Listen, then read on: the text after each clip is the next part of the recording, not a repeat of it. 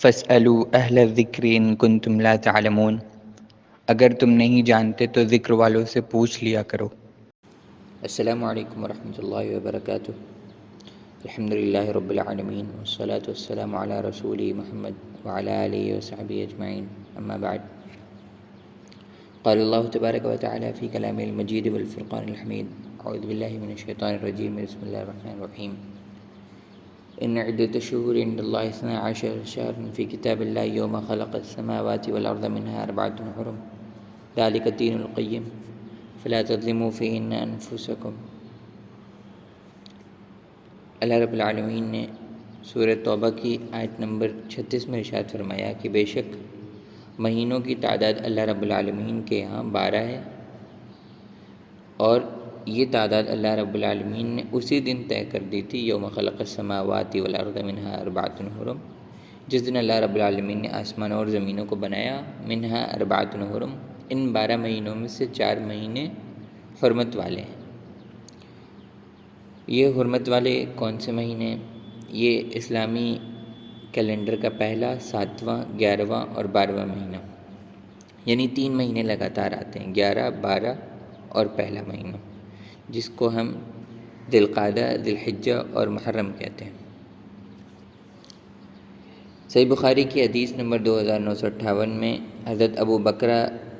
رضی اللہ عنہ فرماتے ہیں کہ رسول اللہ صلی اللہ علیہ وسلم نے فرمایا، سال 12 مہینے کا ہوتا ہے، جس میں سے 4 حرام کے مہینے ہوتے ہیں، 3 لگاتار، ذی القعدہ، ذی الحجہ اور محرم، اور رجب کا مہینہ جو جمادہ اور شعبان کے بیچ میں آتا ہے۔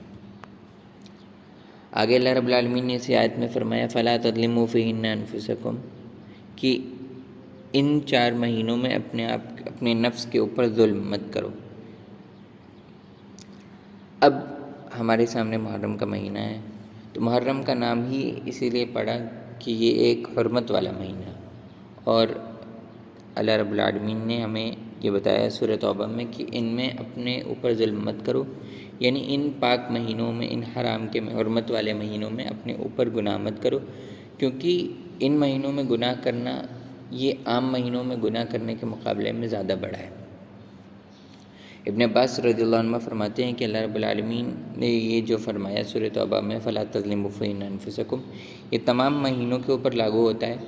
کہ انسان کو کسی بھی مہینے میں گناہ نہیں کرنا چاہیے اور اس کے ذریعے اپنے اوپر ظلم نہیں کرنا چاہیے، لیکن اللہ رب العالمین نے ان 4 مہینوں کو خاص اس لیے کیا تاکہ ان کی اہمیت اور ان کی حرمت کو اجاگر کیا جا سکے، اور اس کی اہمیت اور اس کی حرمت کو اللہ رب العالمین نے نمایاں کر کے دکھایا۔ اسی طریقے سے جہاں ایک طرف ان مہینوں میں گناہ کرنا ایک بہت سنجیدہ بات ہے اور عام مہینوں کے مقابلے میں زیادہ گناہ ہے، اسی طریقے سے ان مہینوں میں نیکی کرنے کا بھی عام مہینوں کے مقابلے میں زیادہ فائدہ ہے اور زیادہ ثواب ہے۔ جیسے کہ سیدنا ابو ہریرہ رضی اللہ عنہ کی روایت ہے صحیح مسلم کی کہ آپ صلی اللہ علیہ وسلم سے پوچھا گیا کہ فرض نماز کے بعد کون سی نماز سب سے زیادہ افضل ہے،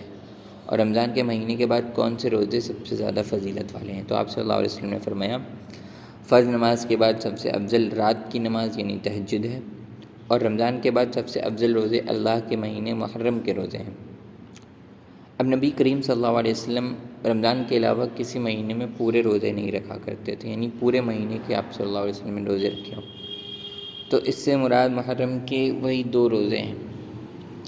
ماہ محرم رمضان کے بعد سب سے زیادہ فضیلت والا مہینہ ہے، جیسا کہ ایک روایت میں اس طرح ذکر کیا گیا سنن کبریٰ للنسائی کی روایت میں کہ مہینوں میں سب سے افضل مہینہ اللہ کا وہ مہینہ ہے جسے تم محرم کہتے ہو۔ اس حدیث میں نبی کریم صلی اللہ علیہ وسلم کا محرم کو مطلق طور پر تمام مہینوں میں سب سے افضل مہینہ قرار دینا رمضان کے بعد ہے، یعنی رمضان کے بعد ہی محرم کا نمبر آتا ہے، اگرچہ حدیث میں ظاہری طور پر لگ رہا ہے کہ مہینوں میں سب سے افضل مہینہ، لیکن رمضان کی فضیلت قرآن مجید میں بھی آئی اور یہ تواتر کے ساتھ ثابت ہے، لہذا رمضان کے بعد ہی محرم کی فضیلت ہے۔ عمومی طور پر محرم کے مہینے میں تمام یا اکثر دنوں کا روزہ رکھنا مستحب عمل ہے، اور اس پر چاروں فقہی مذاہب کا اتفاق ہے۔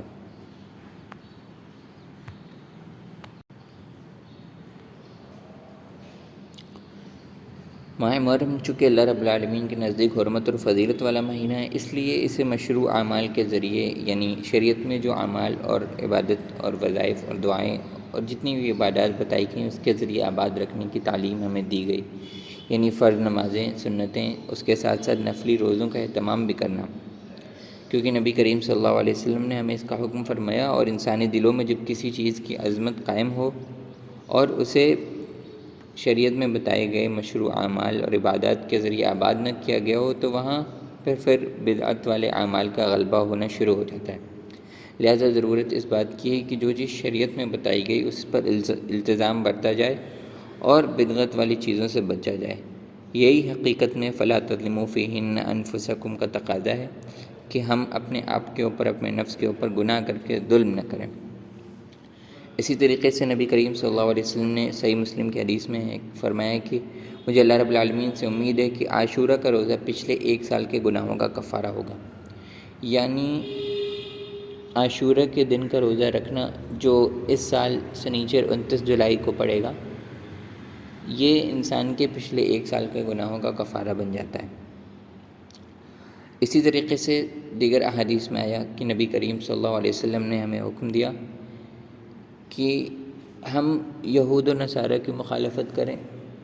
یہودی اس دن روزہ رکھا کرتے تھے عاشورہ کے دن، تو آپ صلی اللہ علیہ وسلم نے ہمیں حکم فرمایا کہ ان کی مخالفت کرو اور 9 تاریخ کا بھی رکھو۔ آپ صلی اللہ علیہ وسلم نے یہ خواہش بھی ظاہر کی کہ اگر آئندہ سال ہم زندہ رہے تو ہم 9 اور 10 دونوں روزہ رکھیں گے۔ چنانچہ نبی کریم صلی اللہ علیہ وسلم کا بتایا ہوا طریقہ یہی ہے کہ انسان 9 محرم کو بھی روزہ رکھے عاشورہ کے ساتھ ساتھ۔ 9 محرم اس سال جمعہ کو پڑے گی اور 10ویں محرم سنیچر کو، یعنی 28 جولائی اور 29 جولائی دونوں دن روزہ رکھنا ہے۔